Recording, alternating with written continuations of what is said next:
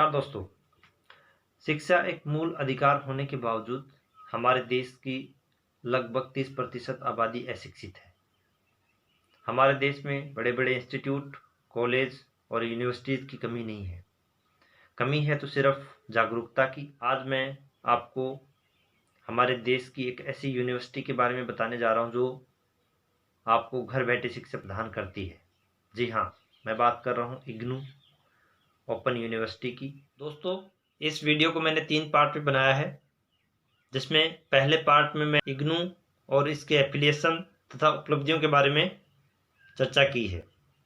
दूसरे पार्ट में हम इग्नू में एडमिशन, कोर्सेस के बारे में बात करेंगे और तीसरे पार्ट में इग्नू के स्टडी मटेरियल, असाइनमेंट और इसकी एग्ज़ाम प्रणाली के बारे में चर्चा की है।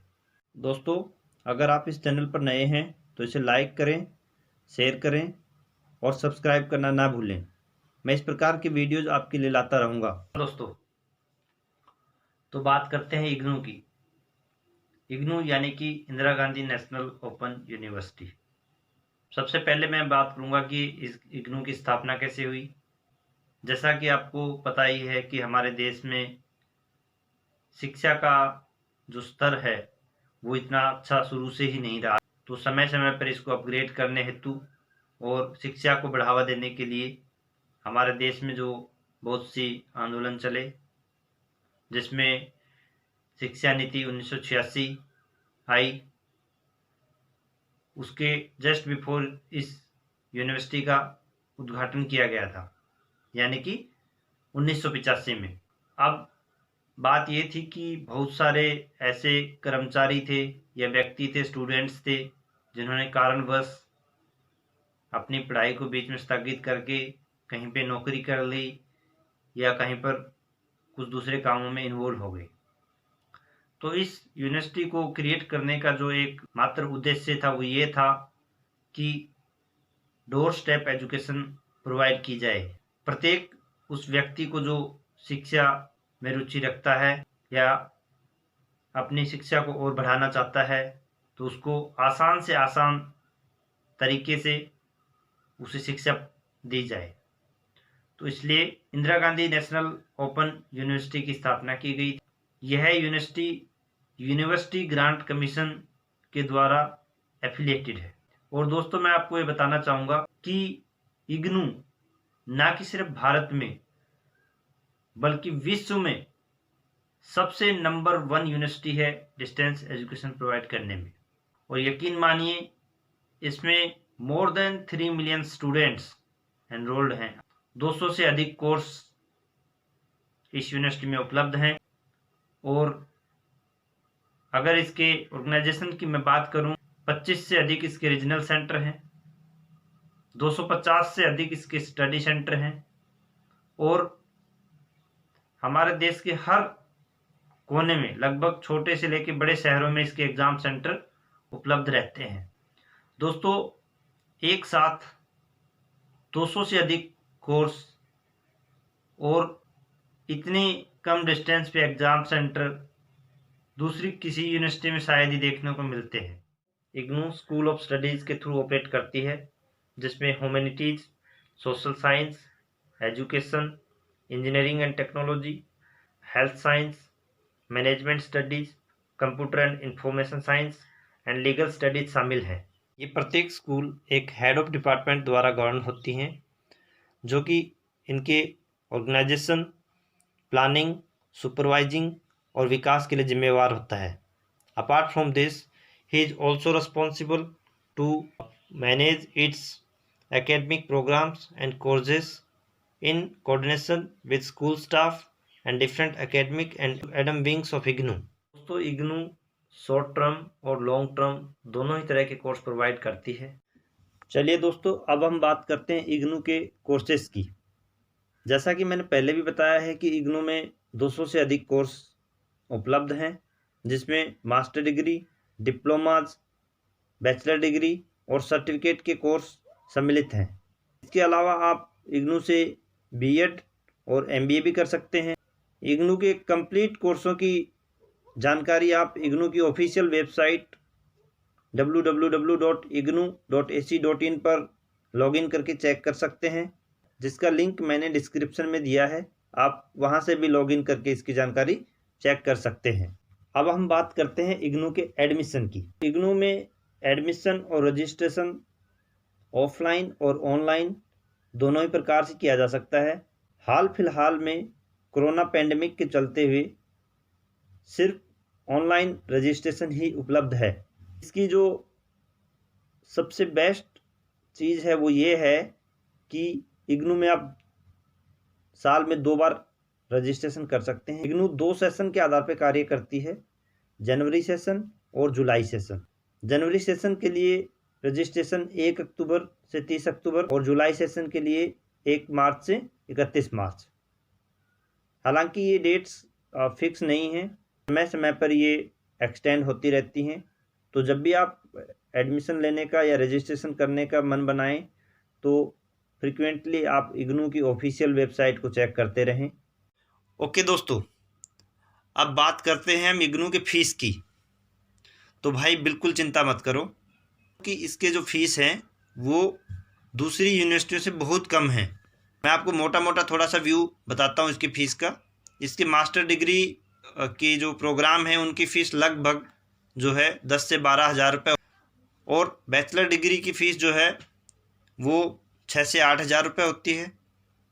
इसके अलावा जो इसकी MBA डिग्री है उसकी फ़ीस मात्र 35 हज़ार रुपये है। तो इसके कंप्लीट फ़ीस की जानकारी आप इसके ऑफिशियल प्रोस्पेक्टस में कोर्स वाइज दी गई है, जिसका लिंक मैं डिस्क्रिप्शन बॉक्स में दे रहा हूँ। अब आपने कोर्स चूज कर लिया, आपका एडमिशन हो गया, रजिस्ट्रेशन कर लिया, आपके पास एक एनरोलमेंट नंबर मिल गया।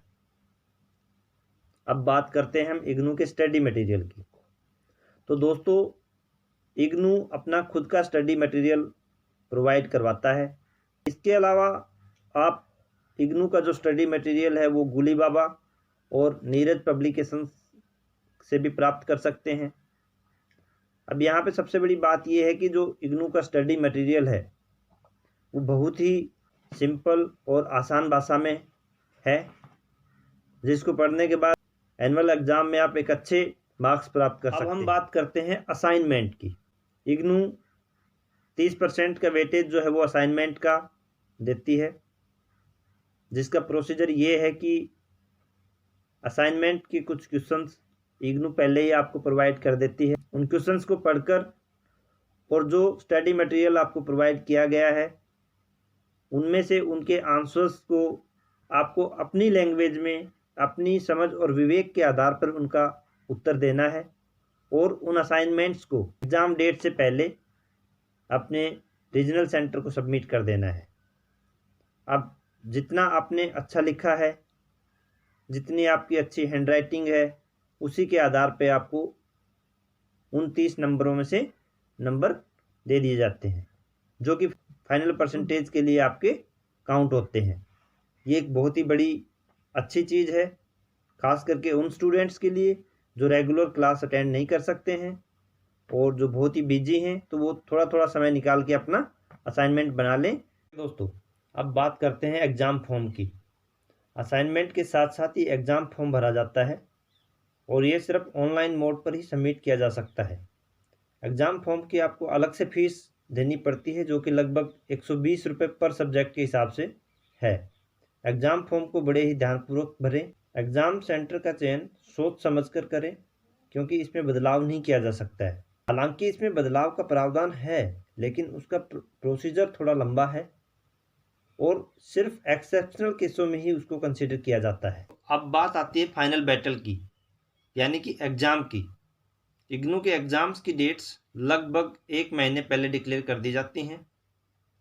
अब देखो, एग्ज़ाम का फियर तो सभी को होता है, चाहे वो फर्स्ट क्लास का बच्चा हो या फिर पोस्ट ग्रेजुएशन का स्टूडेंट। इग्नू के एग्ज़ाम की ख़ास बात यह है, एक तो इसमें क्वेश्चंस लिमिटेड होते हैं और ज़्यादातर लॉन्ग आंसर क्वेश्चन आते हैं।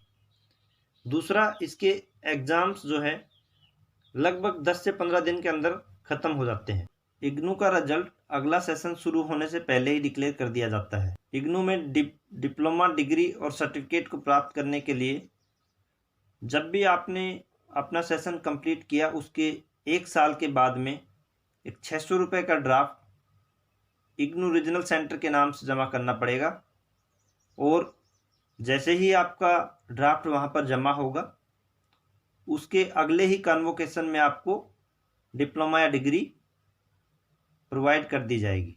सबके अलावा कुछ अतिरिक्त जानकारी भी मैं आपको देना चाहता हूँ, जैसे कि credit system. IGNOU credit system के आधार पर कोर्स रन करती है। एक क्रेडिट का मतलब है 30 आवर्स स्टडी। सब्जेक्ट वाइज अलग अलग क्रेडिट दिए होते हैं। उदाहरण के तौर पर एक मास्टर डिग्री लेने हेतु हमें कम से कम 64 क्रेडिट की आवश्यकता होती है। वहीं बैचलर डिग्री के लिए 96 क्रेडिट चाहिए। कुछ विषयों के क्रेडिट ट्रांसफरेबल होते हैं और यह इग्नू का बहुत अच्छा प्रावधान है। इसके अलावा इग्नू के कोऑर्डिनेटर 24 आवर्स टेलीफोनिकली और ऑनलाइन मोड पर उपलब्ध रहते हैं। आप किसी भी विषय के संबंध में अपने प्रोग्राम कोऑर्डिनेटर से संपर्क कर सकते हैं। रीजनल सेंटर को कभी भी चेंज किया जा सकता है। इसके अलावा प्रैक्टिकल की क्लासों के लिए आपको रीजनल सेंटर में जाना पड़ेगा। वहाँ पर जाके आपको प्रैक्टिकल टीपी सबमिट करनी पड़ेगी। अभी फ़िलहाल में यह ऑनलाइन भी चल रहा है। दोस्तों, यह थी इग्नू के विषय में बेसिक सी जानकारी। यह जानकारी आपको कैसी लगी मुझे कमेंट्स करके ज़रूर बताएं।